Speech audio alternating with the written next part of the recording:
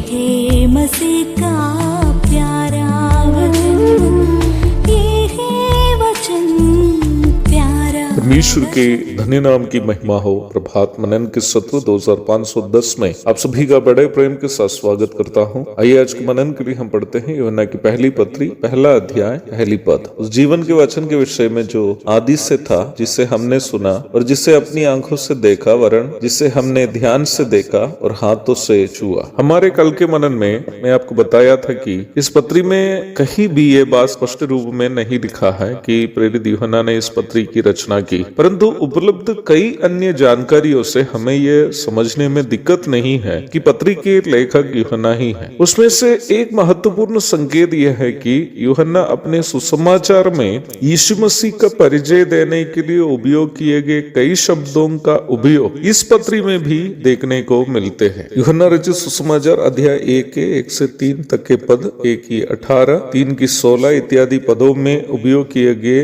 वचन, प्रकट होना, अनंत जीवन इत्यादि शब्दों को पत्री के प्रथम पदों में भी आप देख सकते हैं। रचना शैली और विषय वस्तु में जो समानता है, एक अन्य संकेत है कि इस बात की यूहन्ना ही जो सुसमाचार की रचना की है, इस पत्री की भी रचना की। इन सभी संकेतों से बढ़कर एक बड़ा प्रमाण यह है कि पहली शताब्दी की कलीसिया इस बात का अंगीकार करती थी कि प्रेरित यूहन्ना ही इन तीनों पत्रियों का लेखक है। प्रारंभ में पढ़ी गई पद में लेखक ये बात स्पष्ट करता है कि वह यीशु मसीह को नजदीक से सुना भी है, आंखों से ध्यान से देखा भी है और हाथों से प्रभु को छुआ भी है। प्रभु यीशु मसीह के साथ अपना नजदीकी एवं घनिष्ठ संबंध को वह यहाँ सूचित कर रहा है, परंतु मैंने देखा, मैंने सुना या मैंने छुआ करके नहीं, बल्कि हमने सुना, देखा और छुआ करके बताया। हम शब्द अवश्य अन्य प्रेरितों के संग अपने आप को भी जोड़कर बताया है। जैसे कि मैंने कल भी बताया था, पत्र लिखते वक्त यूहन्ना इफिसुस में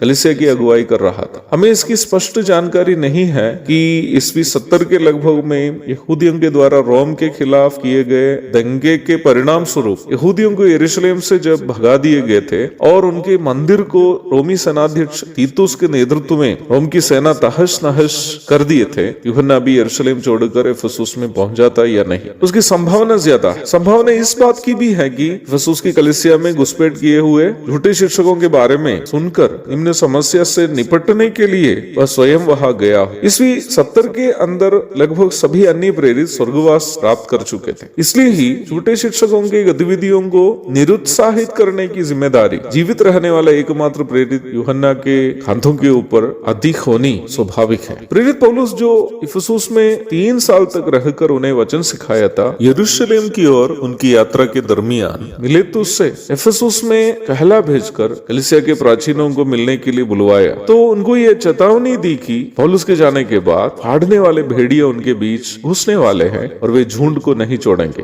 पौलुस ने यह भी स्पष्ट किया था कि उन्हीं के बीच में से ही, अर्थात इफिसुस की कलीसिया से ही ऐसे ऐसे मनुष्य उठेंगे जो चेलों को अपने पीछे खींच लेने को टेढ़ी मेढ़ी बातें कहेंगे। प्रेरितों के काम अध्याय 20 पद 29 और 30। कलीसिया को झूठी शिक्षाओं से जिन झूठे शिक्षक लोग कलीसिया से ही उठकर प्रदूषित कर रहे थे, उनके विषय में पौलुस प्राचीनों को चेता रहा। पौलुस ने जैसे भविष्यवाणी की थी, वैसे ही इफिसुस की कलीसिया से ही कुछ लोग कलीसिया के अंदर विभिन्न प्रकार की झूठी शिक्षाएं सिखाने लगे। लोगों में से कुछ लोगों के नाम जैसे हिमेनियुस, सिकंदर, फिलेतुस आदि लोगों के बारे में हम तीमुथियुस को भेजी गई पौलुस के पत्रियों में देखते हैं। पहला तीमुथियुस 1 की 20, दूसरे तीमुथियुस 2 की 18 आदि पदों को पढ़िएगा। यूहन्ना की इस पहली पत्री की रचना के पीछे का एक महत्वपूर्ण उद्देश्य इन झूठे शिक्षकों के द्वारा सिखाए गए झूठी शिक्षाओं के प्रभाव से विश्वासियों को छुड़ाना था। झूठी शिक्षाएं एवं वचन विरोधी गतिविधियां कलीसियाओं को निगलते रहने वाला इस दुष्ट जमाने में, मुझे ये नहीं मालूम है कि कितने मसीह लोग दुनियादारी क्रियाकलापों से अधिक वचन की सच्चाइयों को महत्व देकर जीना पसंद करेंगे। प्रभु मदद करे कि कम से कम कुछ कलीसियाओं को देखकर प्रभु इस प्रकार कह सके कि तेरी सामर्थ्य थोड़ी सी तो है, फिर भी तूने मेरे वचन का पालन किया। प्रकाशित वाक्य 3 की 8। अपने आप को परखने के लिए कि हम वचन के साथ है या सांसारिकता के साथ है, प्रभु हम सबको अनुग्रह दे। आमीन।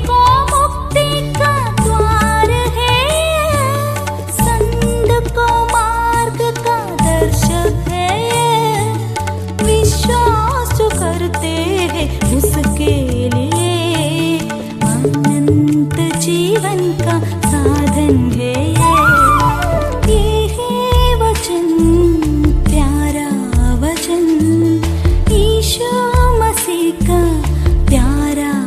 वचन